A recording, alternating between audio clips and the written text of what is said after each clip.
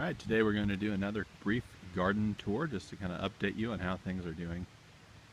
Wanted to start here with my parsnips, which are roughly 6 feet tall, and I'm of course harvesting seed from these, so they've all flowered out. There's 2 parsnips here, and here's a closer look at the flowers that are on this plant.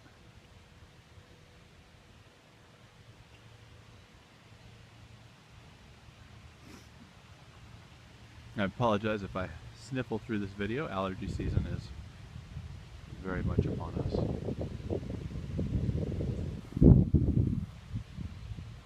But anyhow, these parsnips are doing excellent and massively flowered out. Just impressed by how tall they are. This is the first time I have saved seeds from parsnips, so I didn't realize quite how large this head gets, but it's pretty exciting. Anyone else ever harvest parsnip seeds? Feel free to comment below with your experience. I also have these collard greens down here that are going to seed. You'll see the flowering of those plants. And let's look a little bit closer. You'll notice you have flowers, and then underneath the flower is where you're actually going to have your seed pod form. And down here are some of the more developed seed pods. I'll wait for that to dry out a bit. Now look at that. Is that a garden pest, a caterpillar right on the end of that? I think so. Definitely is. That's interesting. So I'm going to go ahead and remove that. No, it's obviously some sort of a caterpillar. Given this is a collard, it might be a cabbage worm. Looks similar. I know my resolution on my camera is not great for seeing it. Speaking of pests in the garden, my garden is a sad story of what happens if you don't fence your garden, and so I will have a video about fencing in your garden here shortly, but I had it open, and the rabbits are very thick right now, and there's a young baby rabbit in particular that likes to hang out in this garden and just eat my stuff. And so here, this was kale, and you can still see there's a little kale that's re-emerging there, but this was a big lush plant that's been all entirely decimated. Here's one that's even worse, and all my plants along here got eaten pretty strong. They ate the tops of my onions, they ate tops of carrots, they ate tops of radishes. It's pretty bad. Speaking of which, here's where I planted those carrots and radishes. You'll see a common theme. There's very little of anything coming up. Anyone else that planted at the same time that used my method, please let me know how yours is doing. I noticed that I do have a carrot here that is emerging, and I know carrots obviously are slow germinating, and we'll evaluate how it does later on, but I probably have not been as consistent in my watering as I need to be. But just wanted to give you that update. We will still try to pursue those and give updates as we go along. Up closer to the trellis, well, that is a radish right there, but right next to it you'll see a cucumber seed that has sprouted. Again, I apologize for the sniffling. And here is a summer squash that is not doing particularly well either. You can see it has had some nibbling on it as well. So yeah, that's a lot of the sad in the garden. We are looking at potatoes that I planted. After I had filled some of the beds with municipal compost, I just had a pile of compost here, and I just tossed some spudding purple potatoes into that pile. And now I have this lush, healthy potato plant that's growing out. Several spots that were different potatoes, and they all had different spuds coming out of them. I didn't cut them out. Now here's just a smaller one that I threw in a little bit later, and we can see it's already kind of coming out because it's right on the edge. So I'm going to see if we can just move it.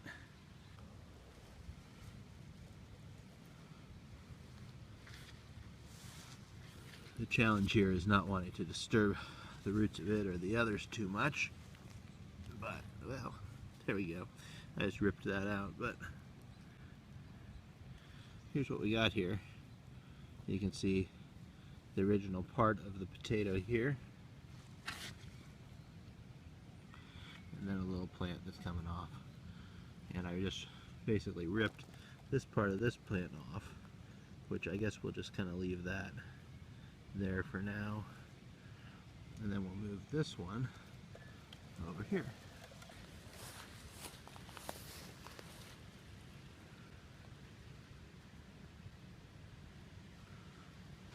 So now you see I've got it planted right there, rather than where all the others are.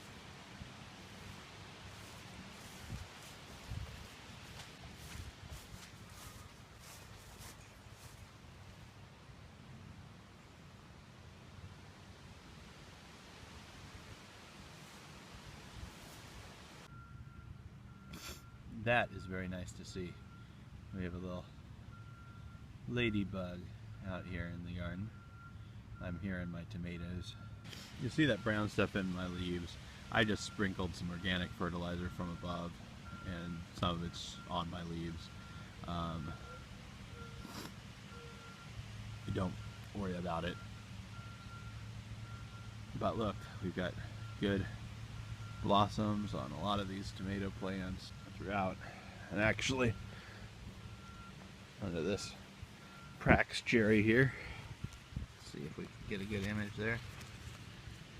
A couple actual tomatoes that are forming. So it's a good start to the garden. Happy with all that.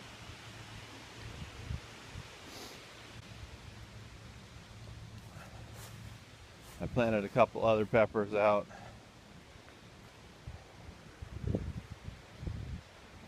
This here is an ahi lemon drop. And this is a petite Marseille pepper.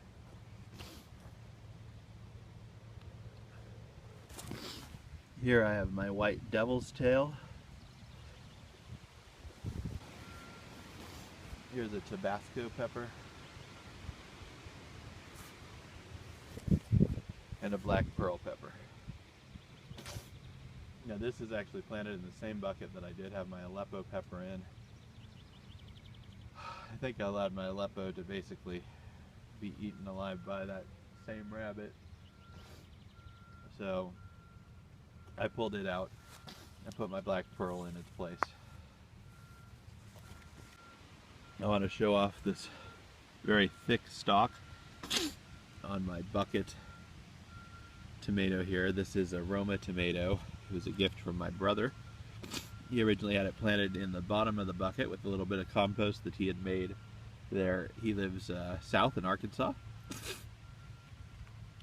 And I've added my own homemade compost on top of that and just kept increasing the soil level as we went up. And now you can see it has some nice flowers on it, so we'll be expecting tomatoes soon. More flowers there, as well as the ones that are actually bloomed out.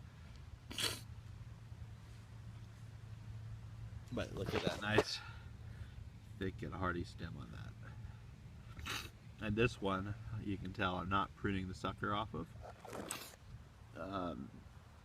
because we are trying to give it a good hardy support, so hopefully I won't have to actually put any sort of a cage or trellis or hole in there. So that's just an overview of what we have growing in the garden for now. The asparagus over in the other part of my yard is still producing well, although I've let some of it go to fern.